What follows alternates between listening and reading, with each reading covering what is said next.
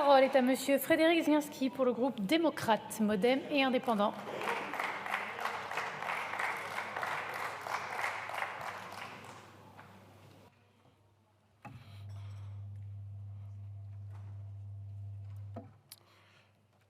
Madame la Présidente, Monsieur le Ministre, Monsieur le Président de la Commission spéciale, Monsieur le rapporteur général, Mesdames et Messieurs les rapporteurs, chers collègues. Après plusieurs semaines de consultation avec les industriels que vous avez initiés, Monsieur le Ministre, d'examen en commission spéciale et en séance publique, qui ont abouti à une adoption par l'Assemblée nationale, nous devons désormais nous prononcer sur ce projet de loi relatif à l'industrie verte, tout droit sorti d'une CMP conclusive. Je me réjouis que les députés et sénateurs membres aient ainsi trouvé un accord représentatif du travail de co-construction que nous sommes capables de réaliser. Cet accord est primordial, car nous devons accélérer la réindustrialisation lancée en 2017 à l'initiative du Président de la République et la décarbonation de notre économie. C'est notre devoir pour laisser en héritage une planète vivable aux générations futures. Rappelons-le, le secteur industriel représente aujourd'hui 18% des émissions de gaz à effet de serre sur notre territoire. Et nous importons au moins autant de CO2 à travers des produits manufacturés. Nous n'avons donc pas le choix. La transition de notre pays, de notre continent, passe par une décarbonation des industries sur notre sol et par la réimplantation de production plus vertueuse avec les technologies de demain, comme les panneaux photovoltaïques, les batteries ou encore les électrolyseurs. D'ici 2050, ce sont ainsi 900 millions de tonnes de CO2 que nous devrons éviter grâce à une réindustrialisation massive.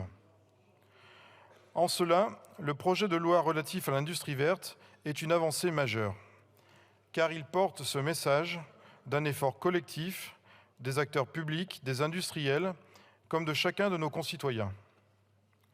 Seul, ce texte n'est évidemment pas l'alpha et l'oméga de notre politique industrielle. Il n'est qu'un projet au cœur d'une stratégie globale visant au développement et au verdissement de notre économie.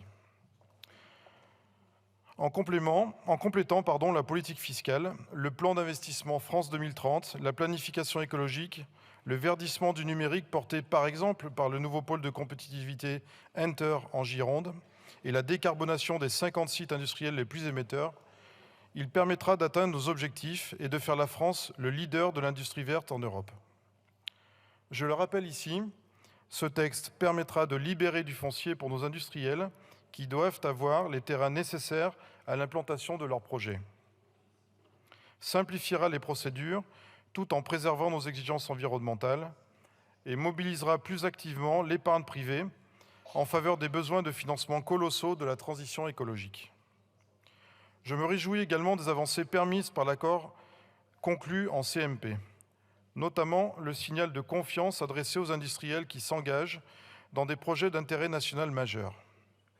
En effet, si le droit de regard des collectivités est une mesure à la fois nécessaire et pertinente s'il s'exerce en amont de la procédure, il doit être régulé lorsque celle-ci est déjà lancée. Je tiens enfin à rappeler l'investissement du groupe démocrate sur ce texte, notamment grâce à l'implication du président de la commission spéciale Bruno Millienne et de notre rapporteur Anne-Laure Babot, dont nous saluons le travail et l'engagement. Nous avons été force de proposition pour simplifier nos procédures tout en préservant nos exigences environnementales. Chers collègues, ce projet de loi est un élément majeur de notre politique industrielle et environnementale. Il sera complété par des aspects fiscaux dans le projet de loi de finances 2024 et par le nécessaire développement des compétences à engager dans ces transitions.